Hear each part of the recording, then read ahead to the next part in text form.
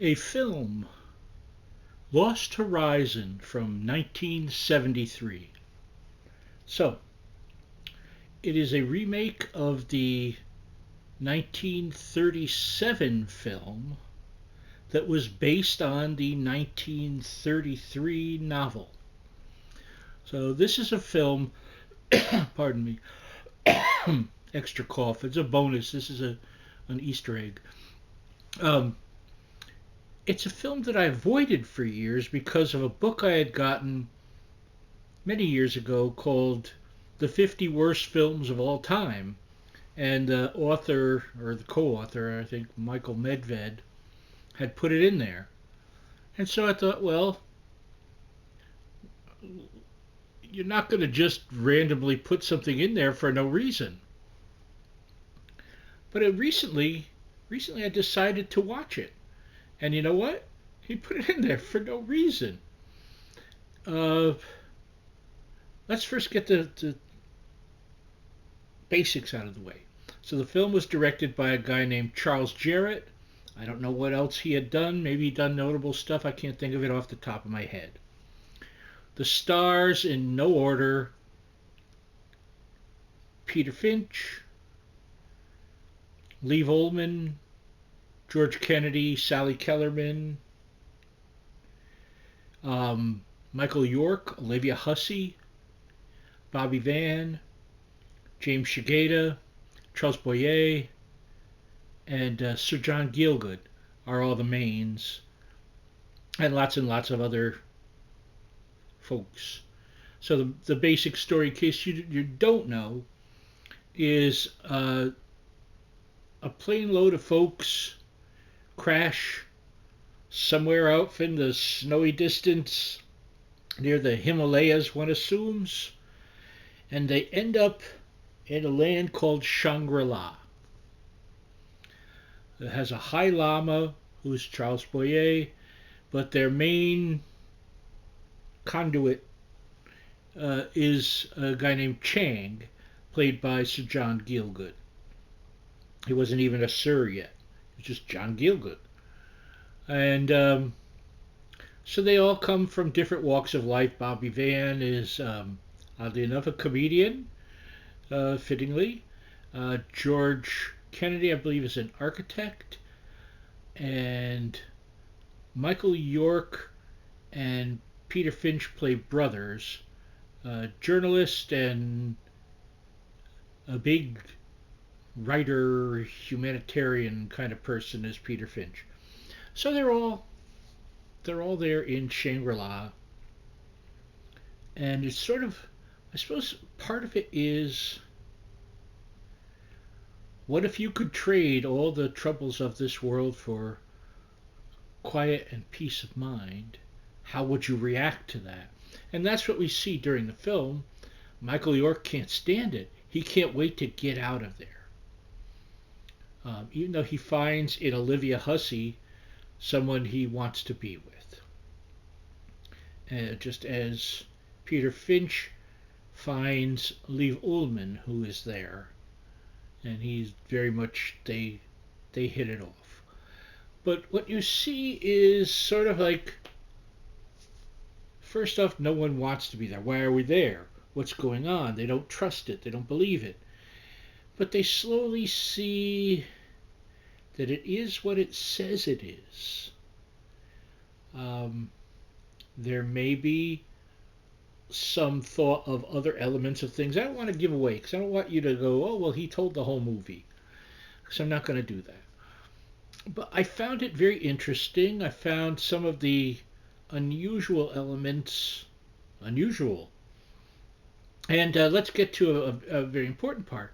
It also has a score by Burt Bacharach and some songs from Bacharach and Hal David. It was the last thing, in fact, they had worked together on.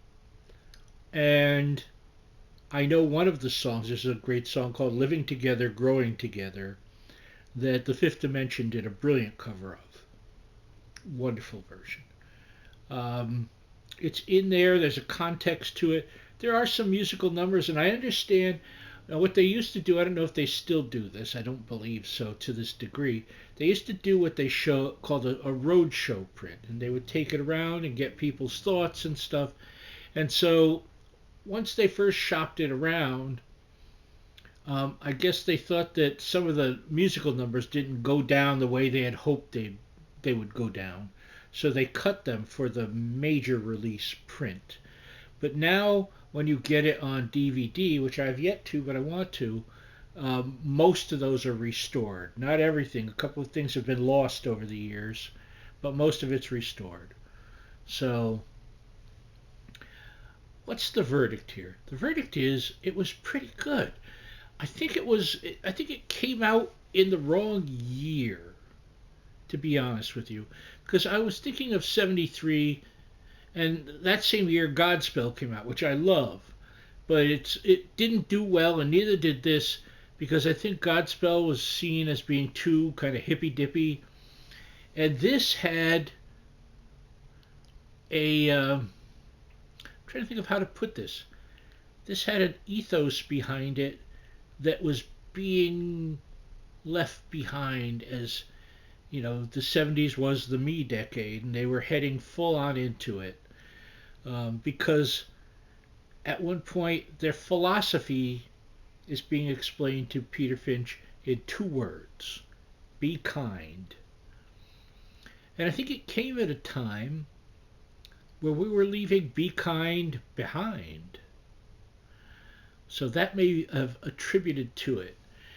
I can find no other reason. I mean, these are great. I haven't even mentioned James Shigeta, who gives a wonderful performance as one of the denizens of Shangri-La. He's great. He's wonderful. We love him. There were, as they would say, if this was an orchestra, there were no weak chairs here. If you're going Peter Finch, love Peter Finch. Network. Lee Volman, she's great. Olivia Hussey, Sally Kellerman. Even the surprise to me was Bobby Van, because Bobby, he was known, to me he's Mr. Elaine Joyce, because I always loved Elaine Joyce. But he was a song and dance man and a comic, but he finds a way, to be the heart of the film.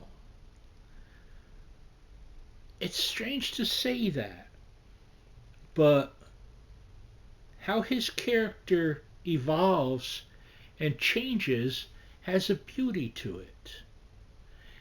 And when you see him in the early parts of the film, before they get to Shangri-La, he's a very uptight guy, very always on. He was always on, and he reaches a place where something occurs, and it doesn't matter if he's on. So he finds something there, and it's a beautiful thing. And again, I don't want to give that away, but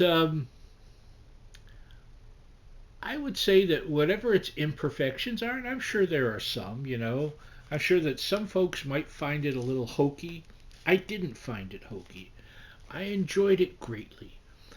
But if you will allow yourself to relax into it, it's a long film.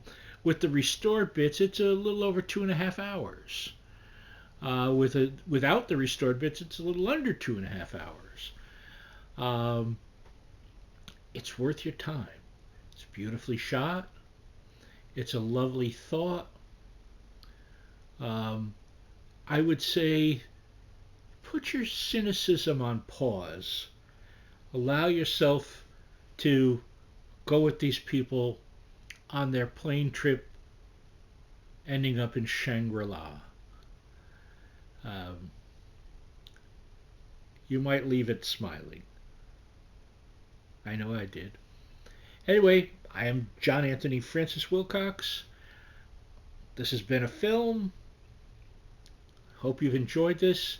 I will hopefully do more of these. I love you all. See you next time. Bye-bye.